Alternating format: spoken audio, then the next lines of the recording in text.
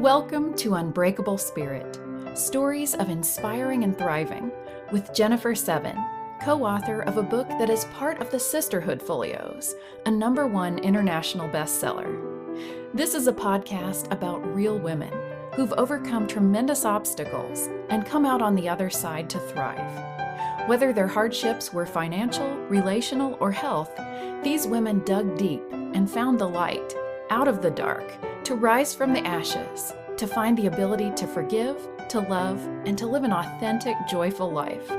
Now, here is your host, Jennifer Seven. Welcome, Unbreakable Spirit listeners.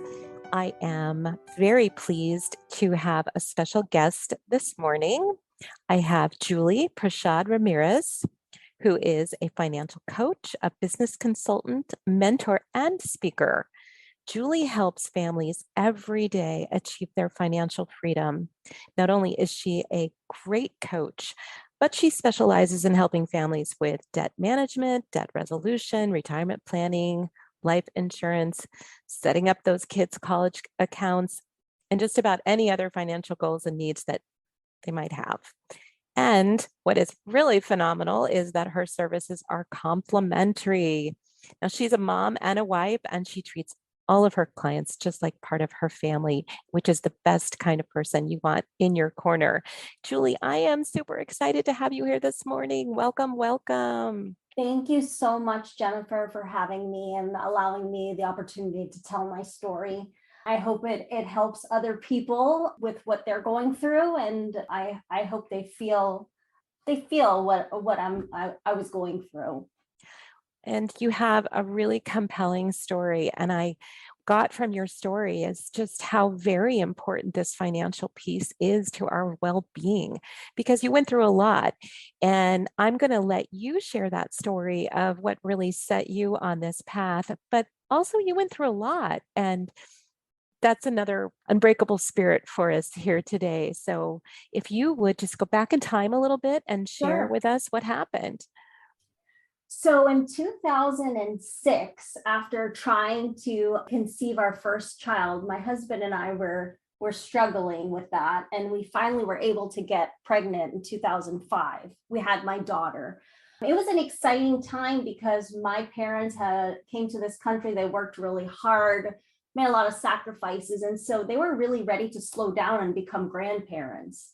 And so it was like an exciting, just an emotional time because so much goes into that process. But shortly after my mom's 50th birthday, October 2005, shortly after I gave birth to my daughter, she came to help me get back into the workforce, transition from maternity leave back into working. And she came to stay with me, my daughter and I, and my husband. And she just kept saying she wasn't feeling well. And we just thought it was a pinched nerve. Well, one day I got a call at work that they were trying to reach me to let me know that my mom was at the hospital and that they found out that she has a tumor. That's why she was having a lot of trouble. And this tumor was in her brain, which, as you know, is the most critical part of your body. It controls everything. Yes. So that was shocking. We're an Indian family. I've never had anybody have cancer that's been close to me. My mom's been very healthy. We never ate out. It was just odd to me that she would have a tumor. And what got her to the hospital that day? What was happening? So she kept saying that she couldn't write her name. And I was like, and I took her to the doctor and I was like, well, prior to that, I took her to the urgent care and I said, she can't write. So they thought maybe it was a pinched nerve. But this time, I guess she felt like something was wrong. Like after so many weeks, your intuition kicks in and you're like, something's not right. Yeah, I'd be thinking maybe a small stroke or something. Yeah. And it was so unusual because I kept thinking it was just a pinched nerve. Like, what do you mean you can't write your name? What do you mean you can't do this? And it triggered her to go to the hospital, to the ER. And I got a call the day before Thanksgiving at work, basically saying that they're trying to get a hold of me, that my mom has a brain tumor and I need to come home right away. Oh boy. So I got everything together and I went home and I found out she had a tumor. It was the size of, I think it was a quarter. And this was right before Thanksgiving, the day before. So we had to wait till after that holiday went through to find out more information. And then it just snowballed from there. We found out very shortly after she had a biopsy that it was cancer. We'd never heard about cancer in our family. We didn't know anybody close to us that had cancer. And for her to have it was just overwhelming. And then she had her biopsy. She walked into the hospital, but then when she had the biopsy, she lost like a lot of mobility and she couldn't walk out. So that was hard because we didn't know what to do and where to go and how do you even tackle this? And I had this small baby. So she ended up having surgery. We transferred her to Moffitt Cancer Center, which we are incredibly grateful for. But she ended up having surgery on her brain, but she was never really the same. She lost a lot of mobility. She couldn't speak. She just was not the same person. And she passed away in November of that following year. It was very, very fast. So it was about a year from diagnosis to Yeah. when she passed. And Julie, I believe you told me that it was glioblastoma. It was glioblastoma. I did my research. It's the most aggressive type of brain cancer that you can have. And it's always terminal, isn't it? There's Yeah, no cure. It is, but Moffitt was really hopeful. They wanted to make sure that they tried alternative things. The hospital she was at, the county hospital, just kind of let her go and was like, there's nothing that we can do, which was heartbreaking because we didn't know what to do. Mm-hmm. So we brought her there and they gave her some experimental drugs, radiation, things that they were trying. And they said she was in remission for a little bit. And then June, it came back. I got a call from her that it's back and it's aggressive. It's even more. Yeah. I've heard it described as like having tentacles and it just goes into all areas. Yeah, so it's like that. And what it is like, it's kind of like when you cut into it, the cancer becomes more aggressive. So it gets aggressive and it starts spreading more. And so it's not like you can contain it like some things. And then your brain, with how much you actually rely on it to do everything with, that's a vital organ in your body. And once you touch that, it's never going to be the same. You're going to lose some sort of functionality. So she passes away, and that was really, really devastating. I'm sure she was so young, and here you are with a baby, and you want her to know your mom. Yeah, that was really, really hard. And just not knowing what was going on. And so I ended up having to resign from my job because I didn't know what to really do. You resigned while she was sick so that you could help her? Yeah, while she was sick, I ended up resigning. I was a manager and I had a lot of responsibilities and I was overwhelmed. There's no way I could have been a good manager with everything I had going on. So I took the baby, my husband stayed in Tampa and I moved in with them just to try to see what I could find out or help or do or whatever. And we stayed with them for a little bit. And then I went back home to Tampa and then she continued her treatment. And after we thought she was getting better, she ended up going back into getting it back again. And this time it was more aggressive. So from July, when she got it, she passed away in November. Of the following year. Yeah. Mm-hmm. So it was very, very quick. I actually just remember that day. I mean, I remember flashes of certain things, but I just remember going there and I was going back to my mom and dad's house and I just couldn't even believe that had happened. Like it was like a bad dream. I know. And we relived that day over and over. Yeah, and she was the most nicest, giving, kind-hearted person, just very, very humble. So it was hard to understand how something like that could happen to somebody like her. So that was something that I was struggling with. And then, of course, the loss. I never had anybody in my family that I've lost so close to me like that. I mean, maybe a grandparent, a great grandparent, but as far as that, nothing. I don't think there's anything quite like the loss of a mother. No, there isn't. And what's hard is that you need your mother at the time that you become a mother. Yes, you do. You don't appreciate them until that happens. And so as I was headed on this new journey, I thought that I was going to be able to have that time with her to share. And I mean, it's different when you are a mom of your own child. You look at your mom so differently and you can appreciate them so much more. So I was really looking forward to that. I didn't expect it. And then I was grieving too for my daughter because she wasn't like 15 months old when she died. She didn't hardly even know her. And so that was hard. It took a while for us to pick up the pieces from that. I don't think I ever really got over it. I just kept busy. Mm-hmm.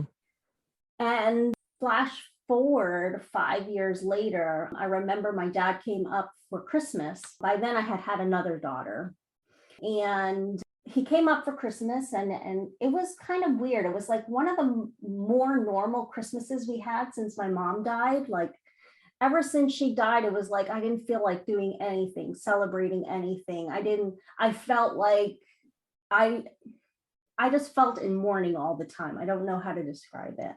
You were in mourning. You were sad. Yeah, I was sad, but I was keeping it all together. So it looked like I would throw myself into work because I eventually started working somewhere else and I was working all the time. And that's just what I did to keep my mind from not thinking about it.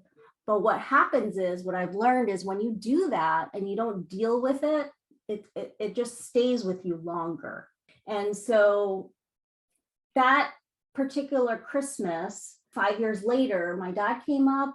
It was a fairly normal Christmas, which was weird because we'd been in doom and gloom for a while. And then we drive back to his house and I go to my mother-in-law's to celebrate Christmas. And he's like, Julie, why don't you leave the kids with us?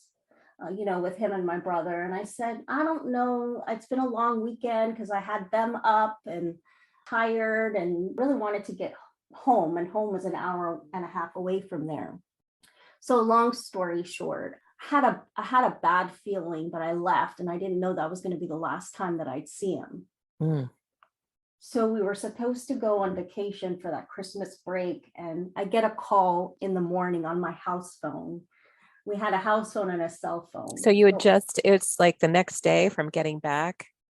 It was like the next, it was like, I can't remember specifically. It was Christmas, then it was 2 days later, he passed on the 27th. Wow. So it was like, I went up there on the 26th, came back, and then early morning of the 27th, I get a call on my house phone, which can't be good because nobody ever calls house phones anymore. Nobody calls the house phone. And it was my brother, and he was in the ambulance with my dad. Wow. Saying to me, Julie, you got to come quick. You got to hurry. And I was an hour and a half away. So I got in the car and I left and I tried to get to him as fast as I could. But I didn't get there in time. I saw him standing outside of the hospital. And when I saw him standing out there, I was like, oh, everything's okay. This is your brother that you see standing my brother. He was 15 at the time, 10 when my mom died. So my brother was standing outside of the hospital and I said, okay, everything's going to be all right. He's all right. Well, my brother grabs my hand, takes me into the hospital. And that's when the doctor tells me the news that my dad didn't make it. So I don't even know what to even say at that point. It's like you lose one parent and then now I got to do this again. And now this kid has no parents and he's the one telling me this, he's the one trying to be brave for me. So I think my sister got there and then I had to tell her and she had a breakdown in the parking lot. And then we spent about 15 minutes with my dad and all of a sudden I started to go into this mode. Like I left my dad and I started making arrangements and I went back to their house and made sure I locked up things that were valuable. Now you're the oldest. I'm the oldest. My sister's 15 months younger than me. And then my brother is like an oops baby. They had him later on. He's the baby of the family. Yeah. Yeah. And up until that point, he was like I was like his second mom. Like we did everything together. We had such a good relationship. Never did I think that I would turn into being his like other mom after my mom died, and then taking another parental role after my dad passed. Never in my mind. I just went back to the house and I made arrangements. I don't know how I even did it, how I planned the funeral, how we handled everything, but we got through it. We did it. But I just remember being in that work mode. It's like, this is a job. I got to get this done. And my instincts just kicked in. I think that is so common because there's so much that has to be done. People get into that busy mode because also it distracts you from your grief. Mm-hmm.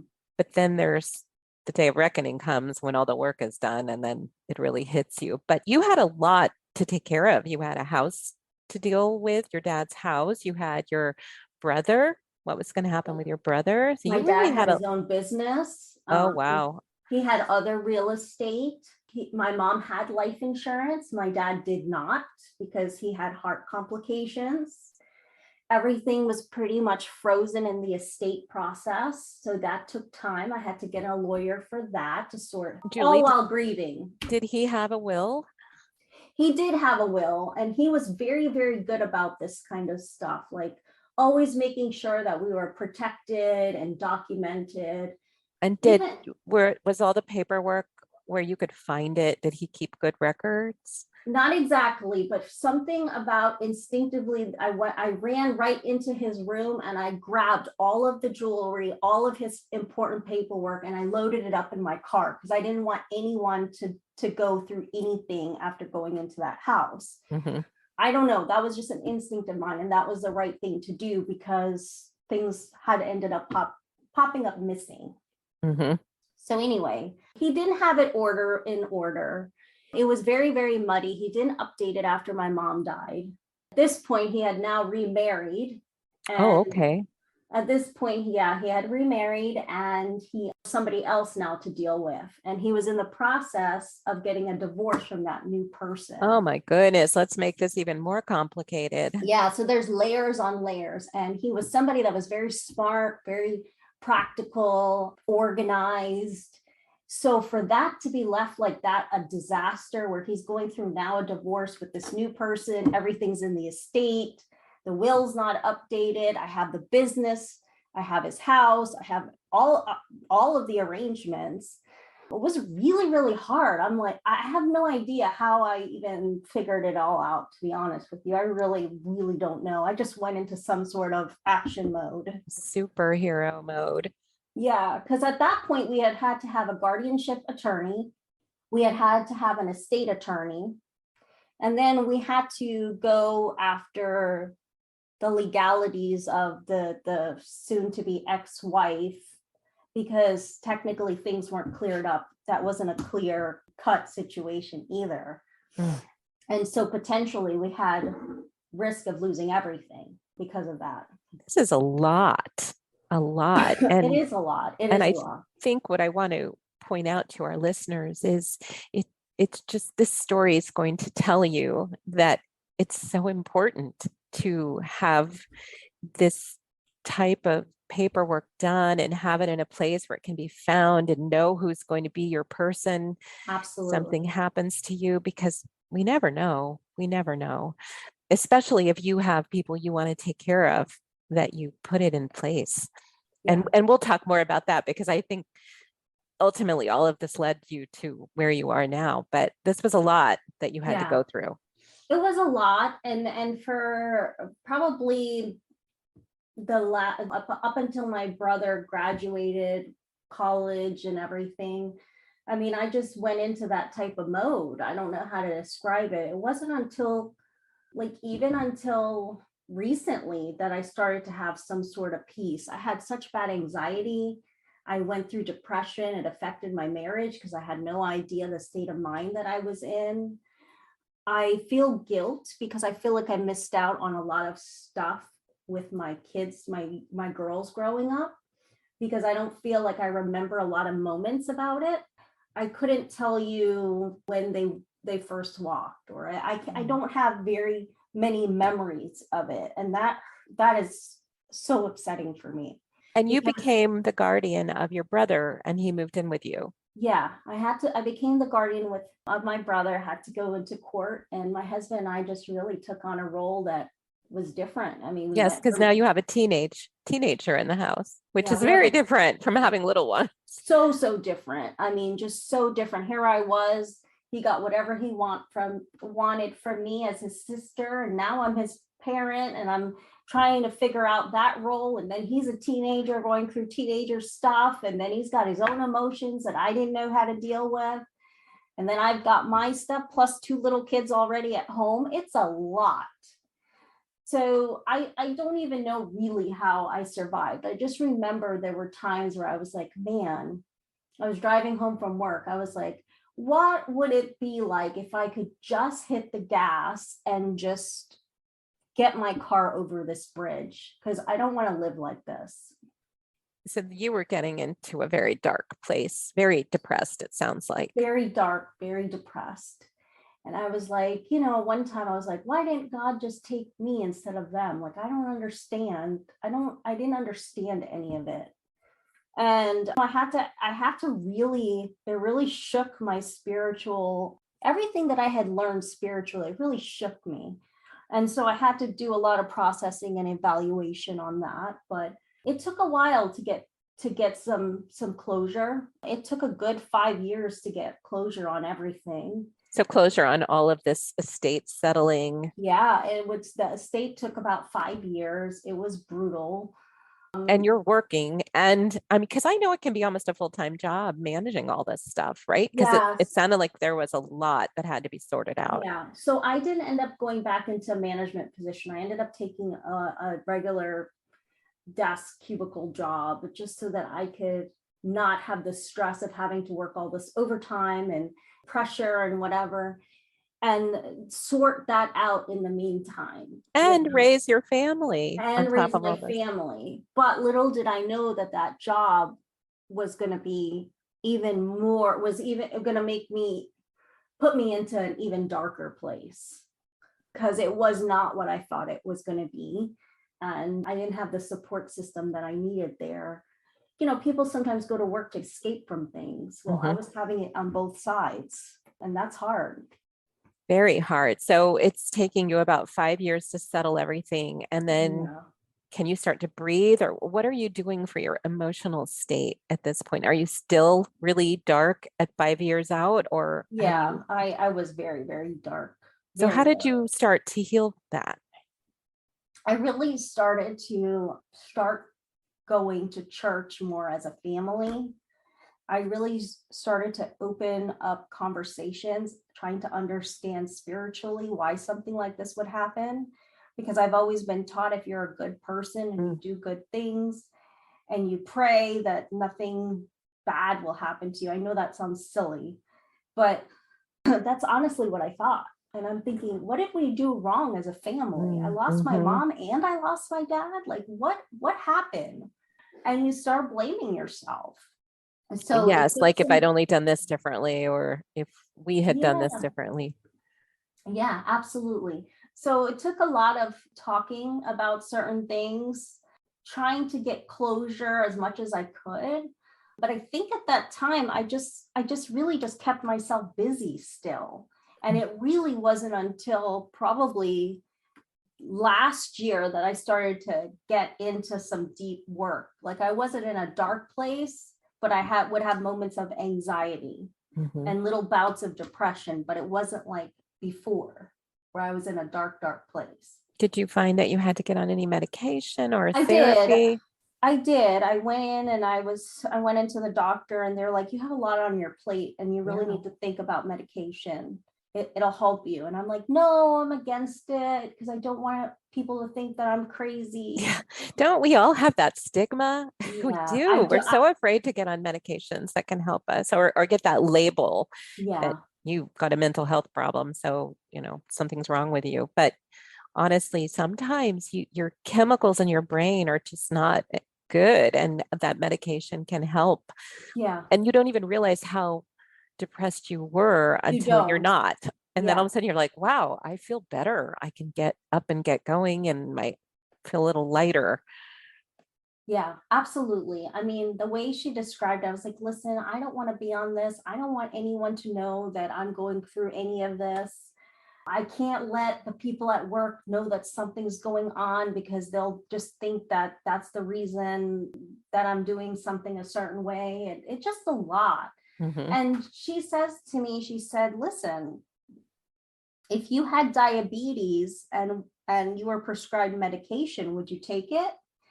And I said, yeah, absolutely. She goes, it's the same thing with Mhm. anxiety and depression and mental illness. And I don't know what happened, but that stuck with me. And I started getting on medication to help balance out the serotonin.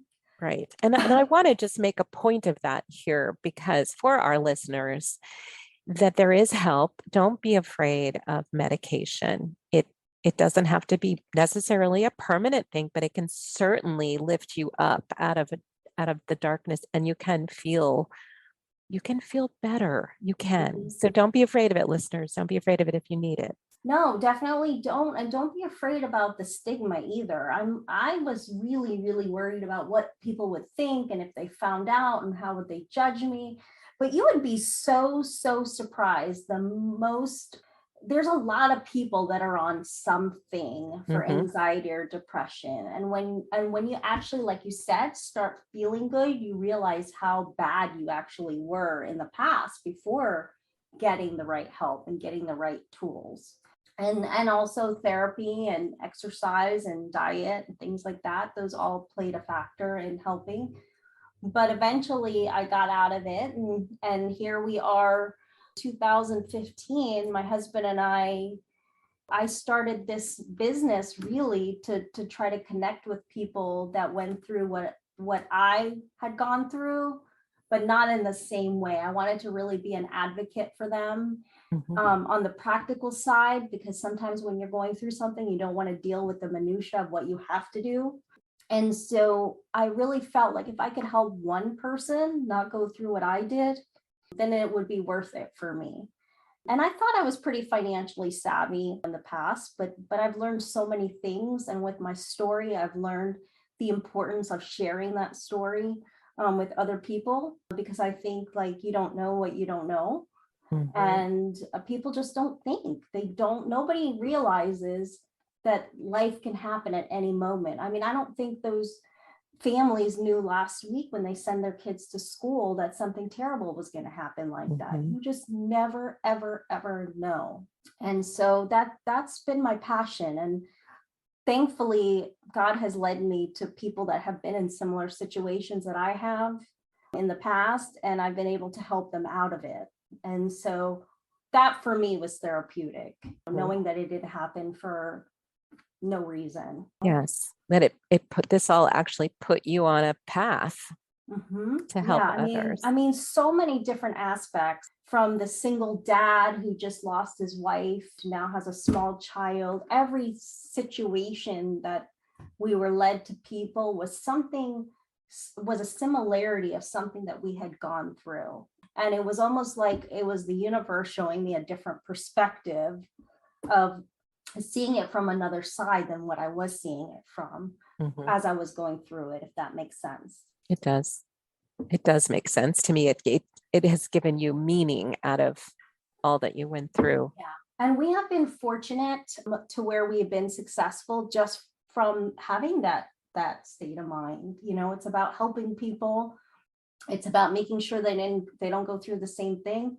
It's about helping families not have to put their kids through what we went through. Last thing you want your kids to think of is, did my mom and dad really care about me? Because there were years where I was so angry at my dad that I was like, how did he even love me? Did he even love me enough to get this in order? He left me such a mess to deal with. I mean, he was my hero. He had every single thing. He was a provider. He took care of everything. And after my mom died, it was like he just either didn't care or thought he had more time. I don't know. Right. And then that he wasn't able to finalize that divorce before he passed. I just can't imagine what what a mess that made things. It was horrible. And we had to go to court to try to fight against her. And we lost some things because of that decision. Mhm. And so you can imagine as it compiles, you get more and more angrier and angrier and angrier. Mhm. For a good time, I mean, I really couldn't forgive him. Yeah, because you got it all dumped on you. Yeah. And that's another point that I would like to make for our listeners is if you want your children taken care of, having a will, having beneficiaries on your accounts, all of that makes things so much simpler, and it's so much less than of that burden that you leave on those left behind. Yeah. Because when the state has to get involved, it takes a long time, and it's expensive, right? Yeah, I'm bringing this up as an example. Thank God I had my own resources because I couldn't even get into my dad's bank account to even do a proper funeral for him. I had to go into my own account and do that because his accounts were, once somebody passes away, power of attorney doesn't work. Everything's held up in the estate. It's an ordeal. And so I can't imagine not being able to give my father a proper goodbye if I didn't have the resources. Right. Yes. So little things like payable on death, that certain funds, there's so much that can be done ahead of time. And even I think just having a folder in your desk of where all your passwords are and your important, where are your accounts. And if you have even an extra set of keys to the house, if you are going to be that person, how do you get into the house to take care of things? There's just a lot of things that need to be taken care of. Yeah, and that's one thing that's unique about my husband and I when we meet with clients is I put together a binder with all of that information for them. So it has their life insurance policy, it has any accounts they open with us. They can add anything else that they don't have in there. We have somebody that we work with that they can get their wills and advance directives in order, and everything's just in one place. And it's the Ramirez family binder. So whoever is in charge will be able to know that, God forbid, if something happens, this is what you need to look for. This is our contact. And we usually meet with those beneficiaries so they have a name with a face. Oh, excellent. Because who wants to call an 800 number when your mom's just died and you got to sit on an 800 number like I had to? I mean, what a freaking nightmare. That is a nightmare. Huh. There's just so much involved in all of it. Yeah, just wondering what they had, what they didn't have. I knew a lot more when my mom was alive. But when my mom passed away, it was almost like my dad kind of wanted to keep us out of a lot of things. And I don't know if it was to shelter us or just because I don't know. He was going through his own stuff. And I have to acknowledge that. So I don't know what frame of mind he was in. Right. And then when he got remarried, that shifted everything again. Yep. And then he has a new wife and it shifted everything. But the greatest gift I think that you can leave is having all of this in order and having everything prepared. Julie, tell us a little bit about what you can offer our listeners. So I can offer hand-holding service that's unique enough to help you with all areas of your finances and buttoning down, from your teaching you financial literacy to helping you budget to helping you build your financial house to be the strongest, whether that's protecting your income with life insurance or that's saving for your future, saving for your kids, advising you on what to do about setting up your wills and advance directives. We have so many different partners and people that we work with that we're able to take a look at it holistically and be able to put together a complete strategy. Whereas you would have to go here for your insurance, over there for your investments, over here for something else. And then I just collect it all and I put it all together for them in one place. And then we do follow-ups every year because life's not the same year to year. Things change. So I make sure I keep in contact with them and we update it. So you're really talking about personalized, customized Tony and Julie caring about your family, like we're in your corner. I have this thing, I said, well, wouldn't you want to have somebody like us fighting for your family? Because we didn't have anybody.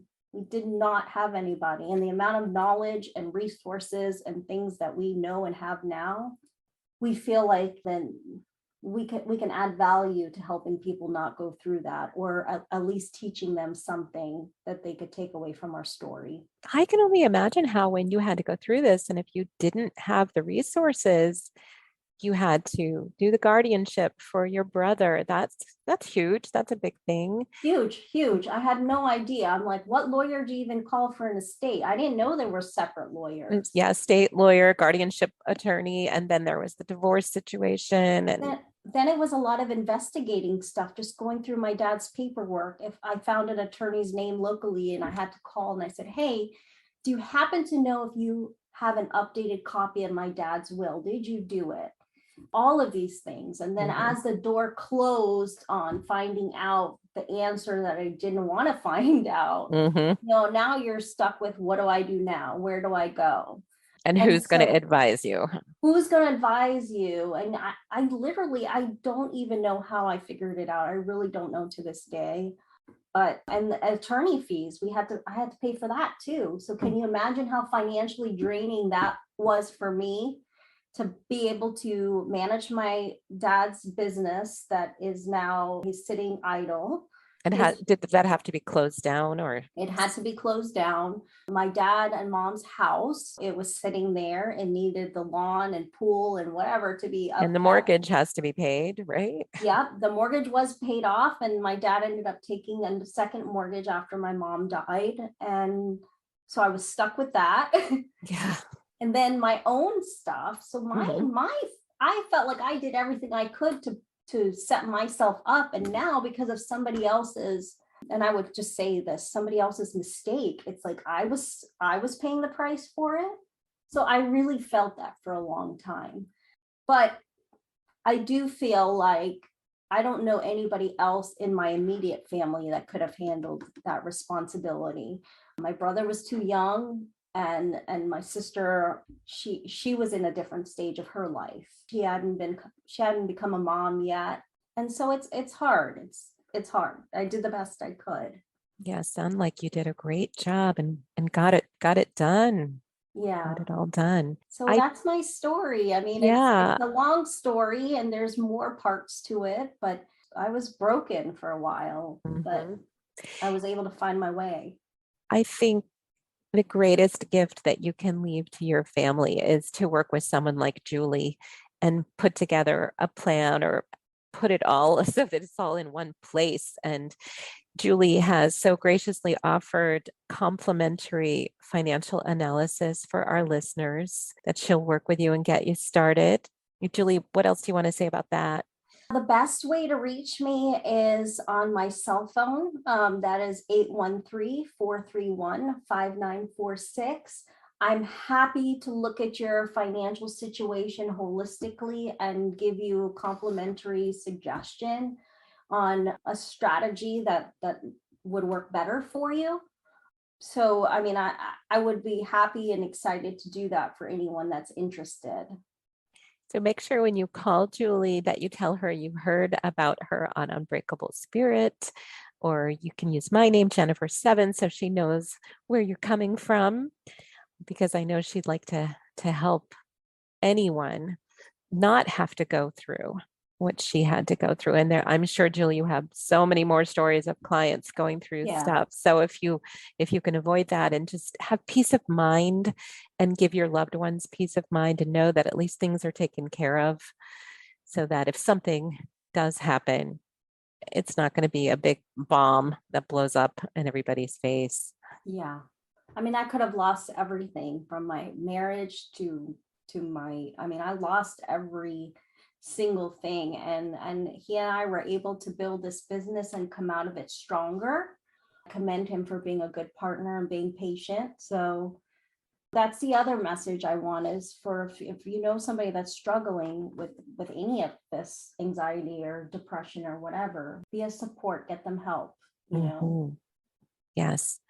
Well, Julie, this is truly a story of an unbreakable spirit that you went through so much loss and then all this turmoil, so much on so many levels, but you got through it. You never gave up. You put that one foot in front of the other. You got yourself some help. You got yourself healing, and now you're able to thrive Yeah. in your business and in your home. And how's your brother doing?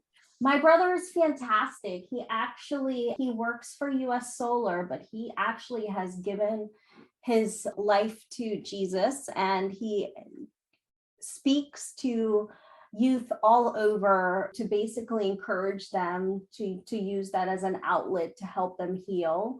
And he has his journey, and I feel excited for him because he could have gone the other way and taken a detour, but he's used it as a positive stepping stone. So I'm proud of him. And he's 26 now. Wow. And so he enjoys being an uncle and enjoying his freedom. And I just really admire all that he's done. I always knew that he was like a little shining star, but to see it come like that after so much adversity, it just makes me so happy and proud. Oh, that's just amazing and fantastic. Yeah. Oh gosh, Julie. Well, thank you so much for sharing this story with us of again what you've been through and the fact that there is light at the end of the tunnel and that there is help for anyone that needs help in this area, and you can get through it. So again, another amazing unbreakable spirit. Thank you for sharing it all with us today. Thank you so much. I really appreciate it. Thank you for joining us on Unbreakable Spirit.